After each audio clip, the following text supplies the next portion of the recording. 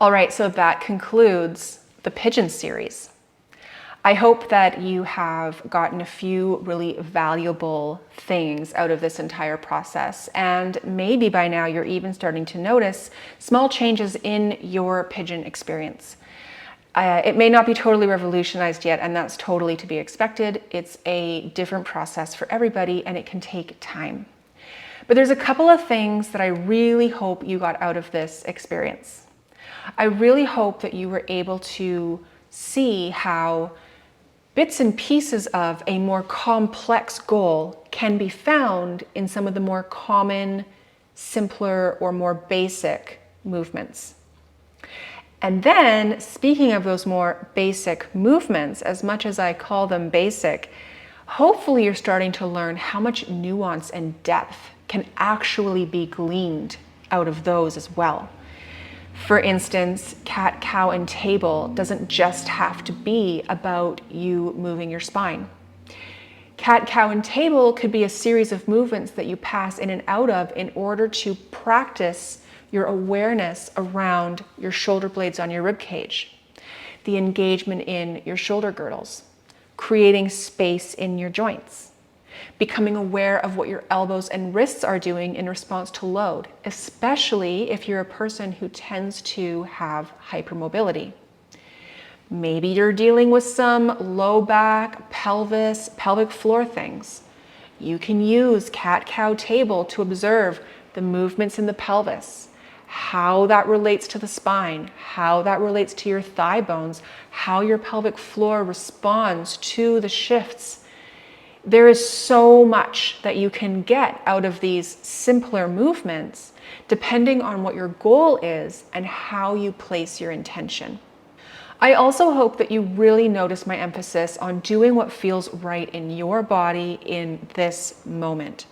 Everyone's body is going to feel different day to day. Everyone's going to progress differently. Everyone has different history. Everyone has different goals.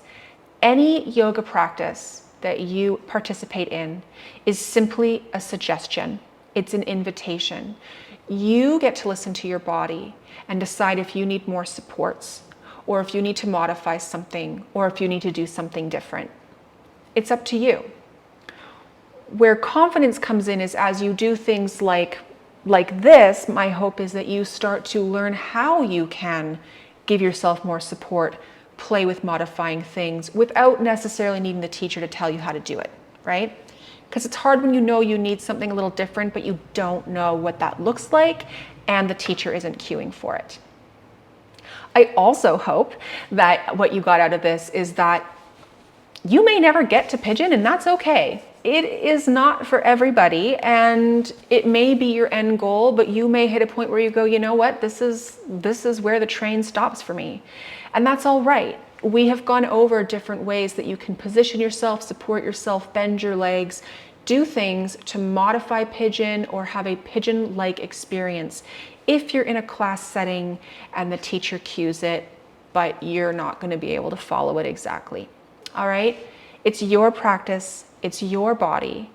The only big thing is that you listen to your body and you don't move into pain or pain increasing or just cranky symptom increasing positions and movements.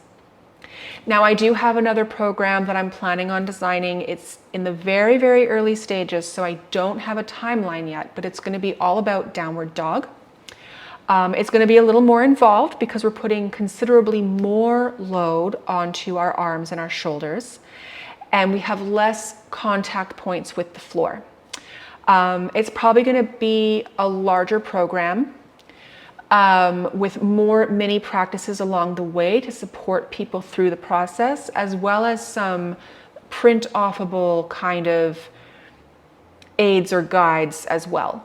But like I said, I'm in the very early stages. I don't know when that's coming out yet, but if that's something that interests you, stay tuned. If you have any ideas or requests or questions that you would like to see addressed in that series, please let me know.